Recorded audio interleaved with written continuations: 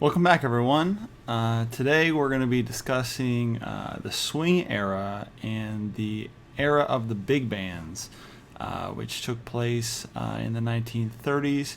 And this swing era lasted roughly up until about 1945. So to begin our discussion about the swing era, I believe it's pretty important first to kind of set the stage on what was happening in America during this period. We're talking at the end of the 1920s to the into the 1930s. So in 1929, the Great Depression hit, which kind of marked a huge point, a huge turning point in American history. And this was kind of marked by the crash of the stock market in 1929, which led to the American GDP falling by about 15%, which is pretty astounding. By comparison, the worldwide GDP fell less than 1% from 2008 to 2009 during our last Great Recession. So you can see how detrimental this was to the American economy during 1929 and onward. Another note about the Great Depression was that in 1929 and through the 30s, the unemployment rate rose dramatically, rose up to about 23% at its height, which was quite terrible for the average person living in America during this time. So that kind of set the stage for this new era of music that was emerging during the 1930s, which we'll call swing music, which is kind of a subgenre of jazz. And this was incredibly popular, this style of music, that it kind of defined the whole era. So historians refer to this period as the swing era. So starting in the 1930s, swing music and dancing became a huge phenomenon in the United States and abroad, throughout Europe and different places. During this period, jazz became the popular music of the United States and was particularly popular among the country's youth, among teenagers and the younger generation of the American public. And it's also worthy to note that swing became kind of a form of catharsis for the American people during this period that were struggling with the Great Depression. People had it really, really hard, and people weren't making a whole lot of money, and things definitely were not ideal. And so to kind of escape, the rigors of everyday life, people would, flock to these dance halls and different places, these gathering places where jazz musicians would be performing, so they could kind of get away from their lives for a little bit. So really, swing music became a kind of cathartic experience for the average American during the 1930s. So now to talk about what exactly swing is. Swing can be described really as a very distinct rhythmic characteristic of jazz, which provides forward momentum and a kind of elasticity of the pulse, this kind of rhythmic pulse, right? And this propulsive rhythmic quality that's found in swing is also found in Western African music, in which jazz is rooted. If we go all the way back to the times of slavery in the 15, 16, 1700s, African people came over to the Americas, via the transatlantic slave trade. Most of these people, these African peoples, were from Western Africa, from countries, like Benin and the Ivory Coast and Sierra Leone and different places. And they made their way across the Atlantic Ocean to Brazil, particularly. At this time, at the height of the slave trade in the 16 to 1700s, the capital of Brazil was in Salvador, in Bahia, which is it's about the center of the country and more northern than than a lot of the other states in Brazil. And so the vast majority of the slaves that came to the Americas actually came to Brazil first, and then made their way up to the Caribbean, and then finally up to North America into the United States. And these slaves that came to the Americas, they actually brought with them their kind of traditional cultures and musics from Africa. And so you can see in jazz, and especially in the sense of swing, the rhythmic aspects of jazz, you can see the African kind of these African roots that are very deeply embedded into the kind of DNA of jazz.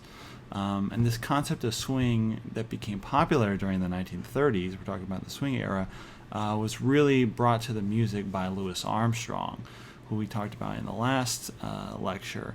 And what was really important about Louis Armstrong was that his very much innovative approach to rhythm and his approach to how he improvised, and his sense of this swing, this forward momentum and elasticity of the pulse, really that kind of codified what swing was for a whole generation of musicians and a whole generation of Americans, really. Getting into the idea of the big bands. The big bands, these large ensembles are really what became hugely popular during this period. And the big bands actually started in the 1920s with the likes of Fletcher Henderson and Chick Webb and the like, and also Duke Ellington. And they're actually much smaller in the 1920s, but getting into the 1930s, arrangers and composers started to elaborate on the instrumentation and kind of blow up the sound to create these very, very powerful ensembles that could entertain a large group of people very easily. And one of the key characteristics of the big bands during the swing era in the 1930s was the change in instrumentation. So if you think back to the 1920s, the average jazz ensemble, was very brass oriented, right?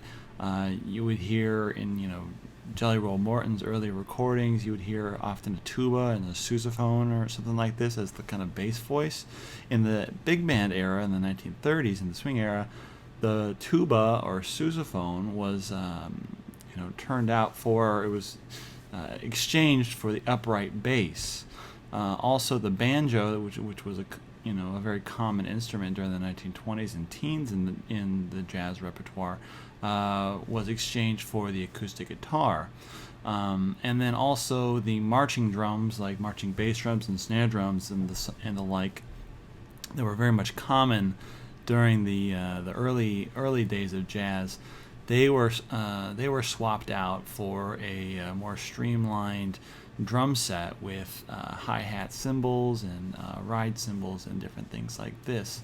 So the entire ensemble of a jazz big band completely changed going from the 1920s to the 1930s.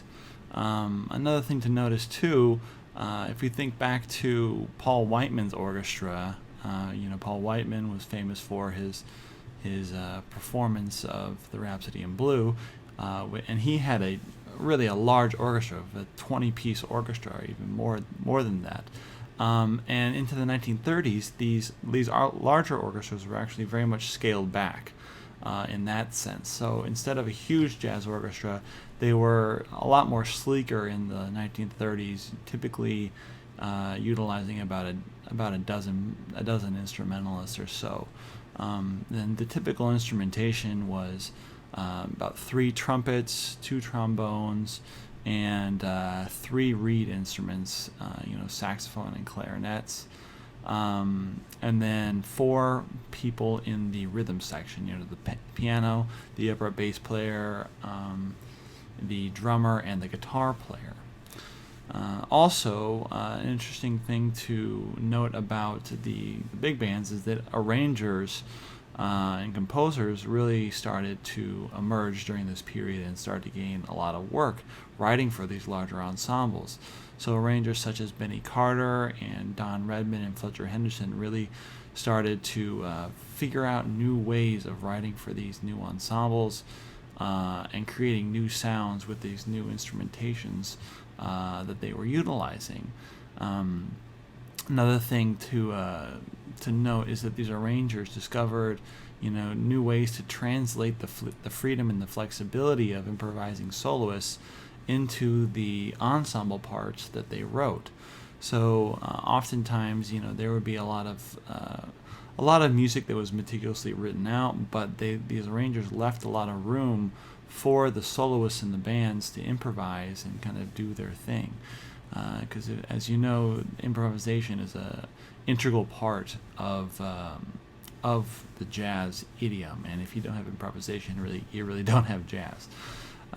So, one of the most famous band leaders and arrangers of this period, Fletcher Henderson, he rose to fame in the 1920s, but really started to make a name for himself nationwide in the 1930s with the swing era. He was incredibly instrumental in developing the big band that we really remember from the swing era. He was one of the first people to really codify the big band as a thing, and also swing music in general. So a little bit of background about Fletcher. He received a bachelor's degree in chemistry and mathematics from Atlanta University in Georgia before he dedicated his life to music. And after graduating from Atlanta University, he moved to New York City, and he was a pianist, obviously, because most composers and arrangers are pretty adept at the piano. But anyway, he moved to New York and started accompanying singers on the piano and arranging for various musical acts around town, and that's really how he made his living in the 1920s. In 1924, he got a pretty great gig at the Roseland Ballroom, which is a real famous club on 52nd Street in Manhattan. And the Roseland was really one of the kind of top-notch nightclubs of the period, and every band leader wanted to have a gig there. And Fletcher managed to book his band there on a regular basis. By this time, when he had his gig at the Roseland, this is when he hired Louis Armstrong to come into his band and moved from Chicago to New York. And at this time, Louis was a young guy. He was about 23 years old or so.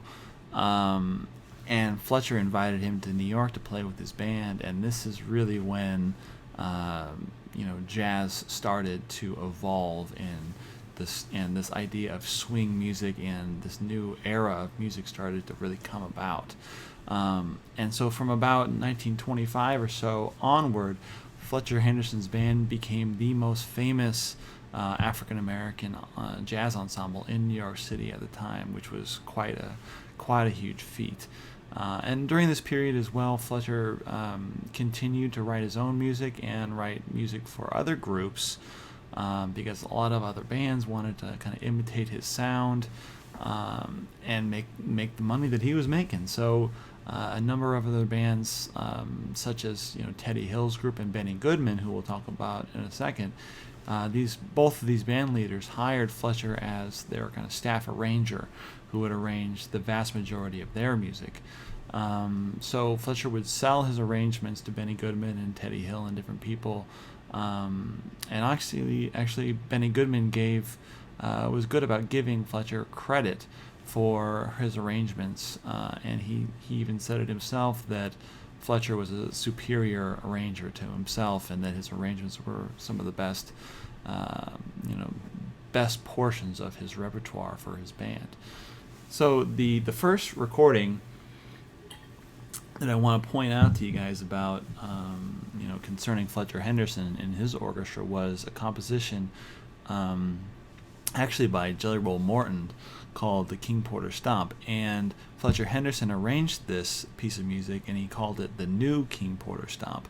And this is really a great example of Fletcher Henderson's sound and the way that his group sounded and his approach to arranging and composing.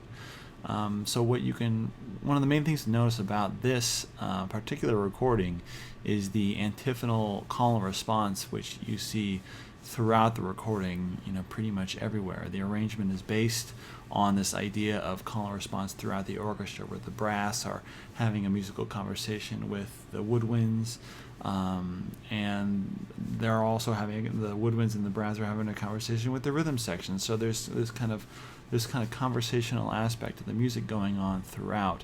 Another important aspect of this composition is it is known as a kind of quintessential example of a head arrangement. So a head arrangement is essentially a musical sketch of a piece of music where not a whole lot of actual notes are written in the score. There's not a lot of stuff written down like you would see in Western classical music, where every note and nuance of the music is very notated very particularly, and everything is scored out. On a head arrangement, there's a very minimal amount of stuff written down. So typically it's just the melody of the tune, and then the chords, and some basic notes on there's the solo section here, and then the layout here, etc. So there's really little or no written music, and so oftentimes these head arrangements would be written up by Fletcher Henderson and the like, and the band would memorize them. And they're oftentimes based on these little what they call riffs, or short melodic fragments that are played in different parts of the ensemble, and then repeated continuously throughout the arrangement. Now to switch gears a little bit, let's talk about Duke Ellington's orchestra. Duke Ellington, as we mentioned before in the previous lecture, was a major figure in jazz in the 1920s, and he continued to be a major figure getting into the 1930s as well. In the 1930s, during the swing era, he started to really gain critical acclaim, not only in America but also in Europe. He did several tours of Europe, where he would go to England and Scotland and Germany and all over the place, and that really helped build up his clout as a band leader and as a musician, and really gain fame worldwide. It's also worthy to mention that during the Great Depression, as the 30s progressed, the Great Depression actually worsened a lot, and the recording industry was in a crisis as a result, dropping over 90% of its artists by 1933, because they were really, really having trouble. But Duke Ellington was one of the few artists that actually maintained his recording contract and kept recording throughout the 1930s. So that's another reason why he's one of the most influential jazz composers and band leaders in history. Is he never stopped recording and never stopped progressing as an artist, and he had to work incredibly hard to make this happen. Another aspect of Duke Ellington's ensemble that kind of put him ahead of the game in a sense is that he started hiring singers in the 1930s for his band. In 1931, he hired a singer named Ivy Anderson to be featured in his group, and she was the one that was recorded on really famous recordings like It Don't Mean a Thing Without If It Ain't Got That Swing, as well as Mood Indigo in 1930, and Sophisticated Lady in 1933, and In a Sentimental Mood in 1935. So all these really great recordings and songs that he recorded that became hugely famous, the vast majority of these featured a vocalist, and they featured lyrics, and that is one element of his music that helped him stay popular and helped him stay kind of mainstream. One of the recordings that I want you guys to focus on in your studies is his recording of Take the A Train, which is a composition of his and his longtime collaborator Billy Strayhorn. So Take the A Train, there's an interesting story about Take the A Train.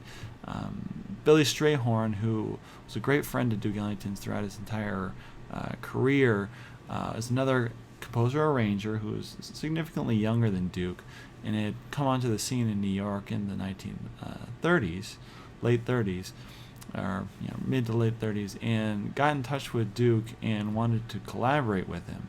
And one of their first meetings, Duke invited Billy to his apartment in Harlem and gave him these directions how to get there. And he told him, take the A train here, etc. And so on the way to visit Duke Ellington, Billy Strayhorn wrote the first notes to this tune called "Take the A Train," which was kind of based on his trip on the subway to Duke's house.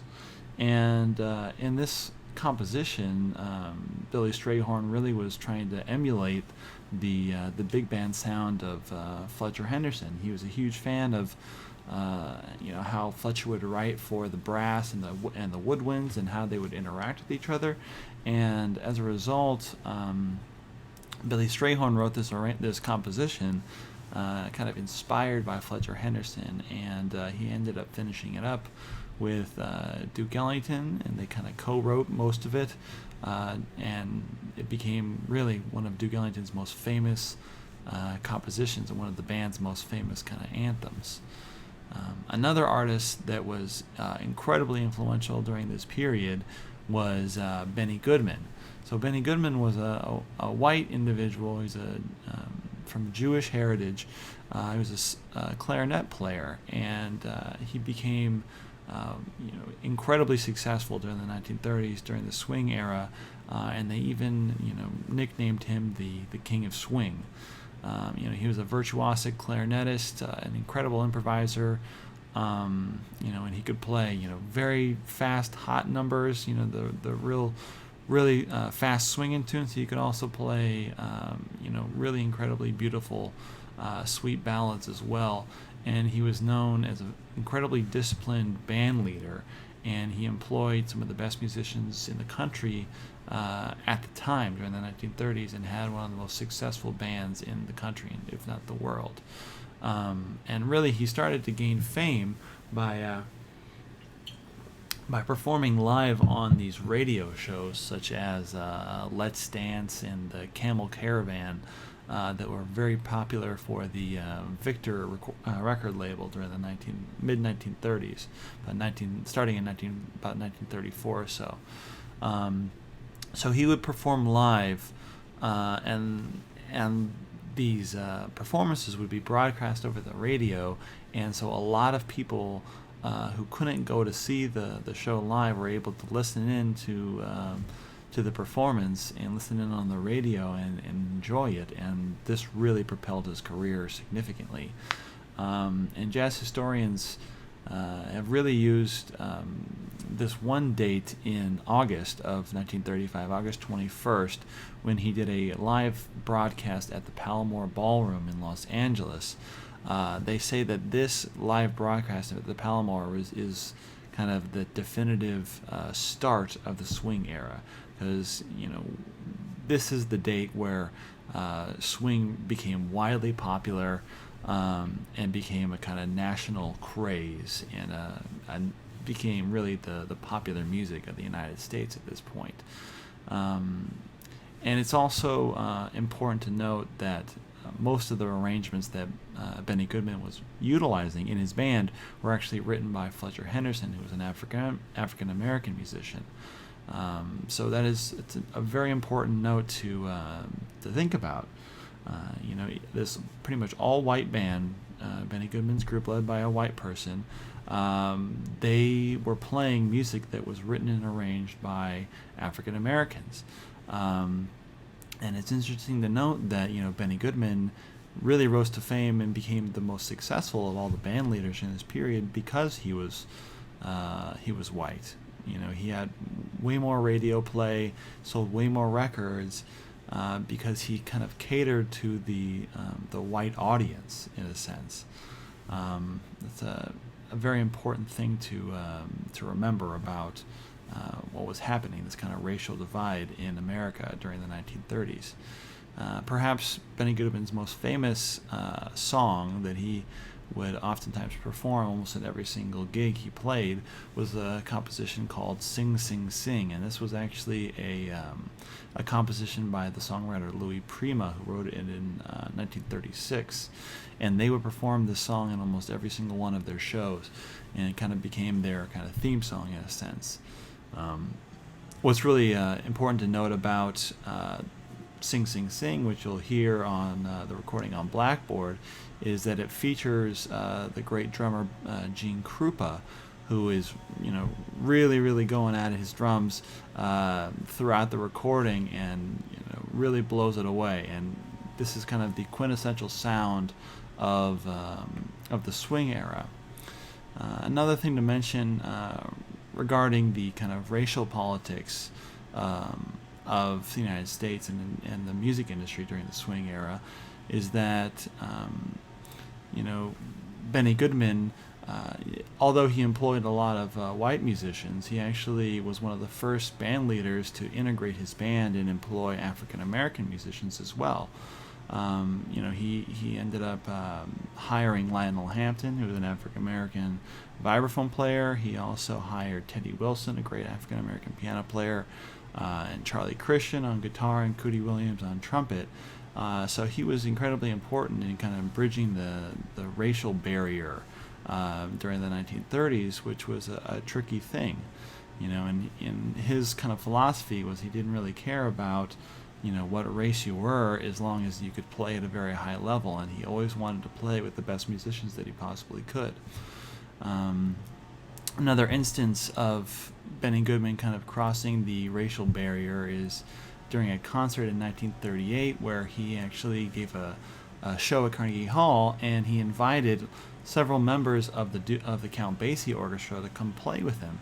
And this was a huge moment in the history of jazz, because it was the first time that an all-white band invited basically an all-black band onto the stage to play with them at a very, very, very, very important concert hall that was known for Western classical music.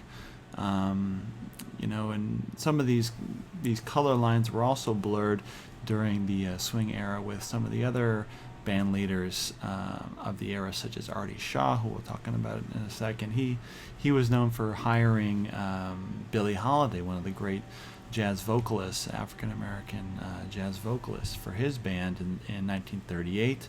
Also, Gene Krupa, the drummer for Benny Goodman, he left Benny Goodman's group in the 1940s and started his own big band and hired the great jazz trumpeter Roy Eldridge for his group, which kind of crossed these racial boundaries.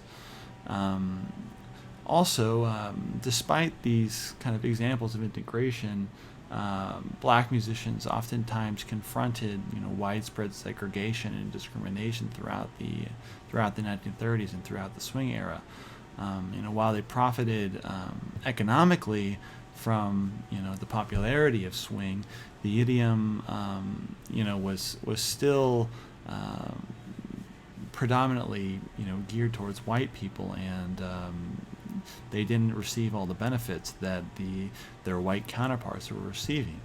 Oftentimes Duke Ellington and his group, they weren't allowed to stay in certain hotels because of segregation and racism, and they ended up actually staying in, they actually rented out their own train car, and they would travel across the country via train and then just stay in the train car. They had, in one of the cars, they had all their instruments, and then they had a sleeping car where they would just stay, because they couldn't stay in a lot of the hotels in the major cities that they were traveling to. And it was just, one of these terrible aspects of America during the 1930s. Racial discrimination was still very much a thing, and segregation was also very much, still enforced throughout the United States. And also an interesting thing to note about how swing became popular during the 1930s is that jazz up until the 1930s was oftentimes associated with these like seedy bars and smoky cabarets where alcohol and drugs and prostitution was highly prevalent. But during the swing era, jazz kind of enjoyed this wholesome reputation that was painted by the media through groups like Benny Goodman and Artie Shaw, these white bands.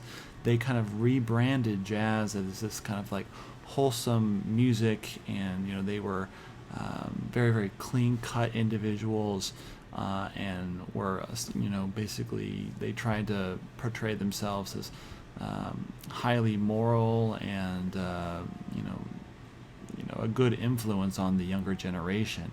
That's another key reason why swing became popular during this period.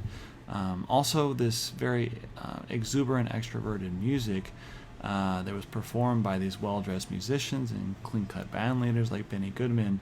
They entered the middle-class households of many Americans through the use of these radios, the Victrola radios, and also the record players. So the advent of the recording industry getting into gear, and more records being produced and sold, that really helped the swing music get popular in the small towns among the United States. It also reached a wider audience as well, because musicians were traveling throughout the United States to not only big cities but also rural communities throughout the United States. Oftentimes bands would crisscross the country via bus or car or train, and they would play these kind of single night engagements in dance halls and ballrooms, theaters, and hotels. And they would play as much as they could, and basically they were there to play for the people that wanted to dance. And new dances started to emerge during this period, such as the jitterbug and the Lindy Hop and the Susie Q, and so this music became hugely popular because it became kind of a dance craze, which was an extension of the 1920s.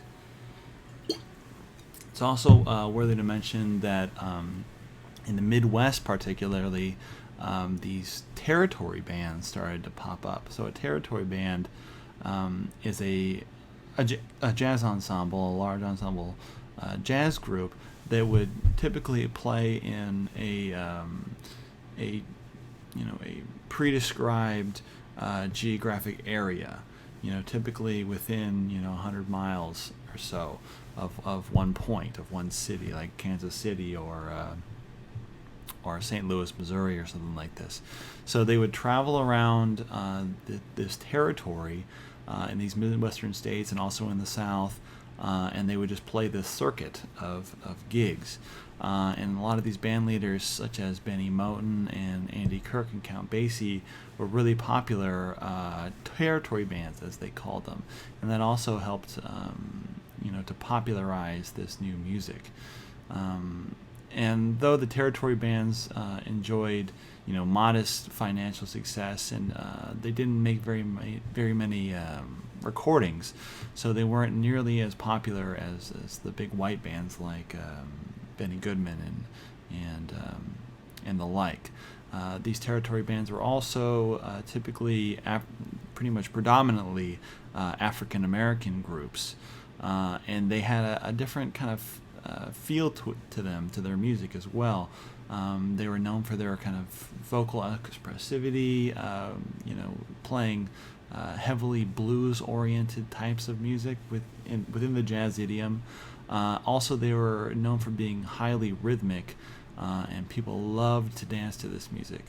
And they were also known for their electric spontaneity as well, in their improvised solos and ensemble riffs.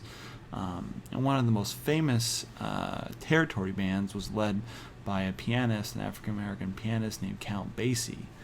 And his kind of stylistic traits are that he had one of the most swinging rhythmic groups of all the of all the territory bands in the Midwest during the 1930s, and he had actually got his start playing in other people's territory bands, such as Walter Page's Blue Devils in the late 20s, and also he played in Benny Moten's group.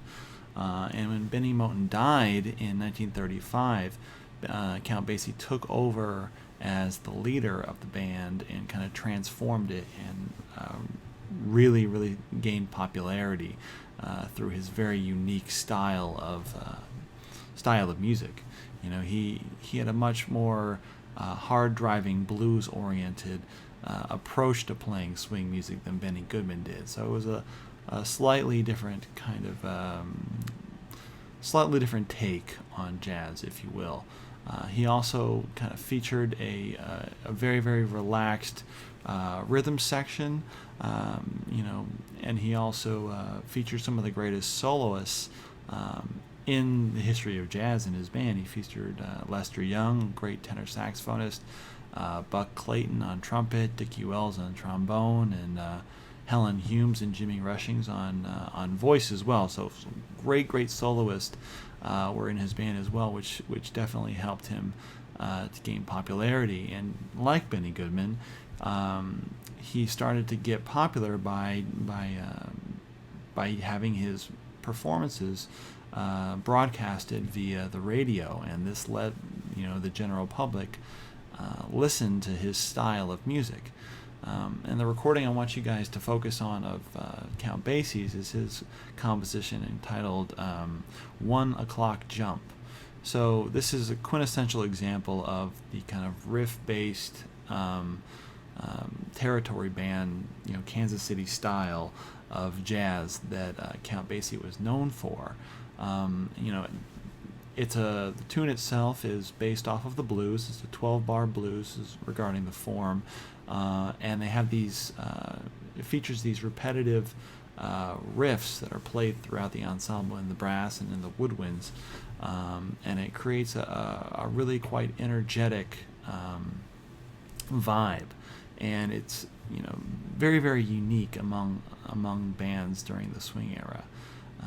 One of the most popular vocalists during this period, which I mentioned a little bit earlier, was Billie Holiday, who was an African-American vocalist that started to rise to fame when she joined Artie Shaw's group. Billie Holiday, definitely one of the best vocalists of all time, in my opinion. Her nickname was Lady Day, which is a nickname that she received from her friend Lester Young. And what was interesting about her style is that she had a very limited vocal range, only about an octave and a half or so, but her approach to rhythm and phrasing was utterly unique and very, very entrenched in the blues tradition, and one of the most emotive singers of all time, without a doubt.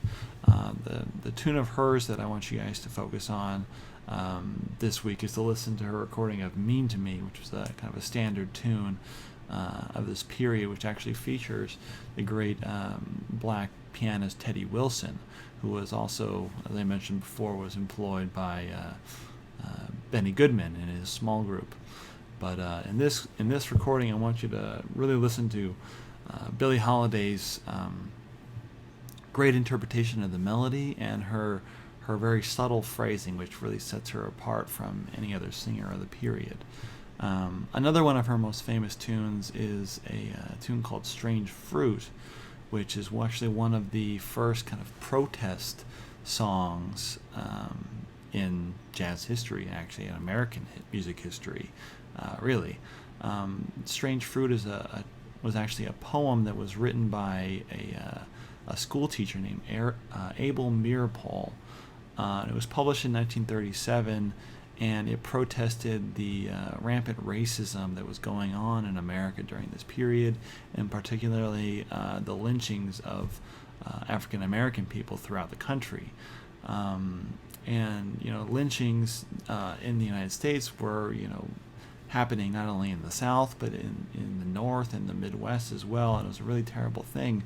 And so Abel wrote this poem to kind of bring awareness to this fact, that literally thousands of people are being murdered every year, just for rampant racism, really, and because of these crazy mobs that were popping up throughout the country.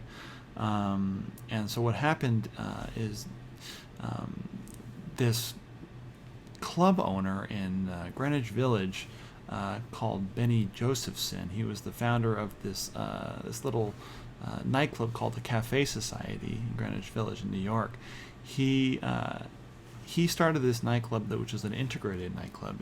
It let black people and white people, any race, come and hang out and have a drink and listen to music. And he had heard about this song, and he actually introduced it to Billie Holiday and said, "Hey, this would be a great song for you to sing. You should check it out." And in 1939, Billie Holiday performed it at the Cafe Society, and she said that it made her actually feel fearful of retaliation, because it really was a very kind of provocative and subversive song. It was really a protest song, but she sang it anyway because she felt really strongly about speaking out against these atrocities that were happening in the United States. And she continued to sing the song at all of her gigs, and it became this kind of a meditative experience when she would play the tune at the Cafe Society. They would dim the lights, and the service for the waiters would stop, and everyone was really forced to listen and kind of meditate on the lyrics of this tune. And definitely it was an incredibly important part of American music history and American history in general, and that this is one of the first examples of a jazz musician and an African American person really standing up for racial equality in the United States. So that's all I have for you for for the first part of the swing era. I'll be coming back and talking about the second installment of the swing era coming up soon. See you guys later.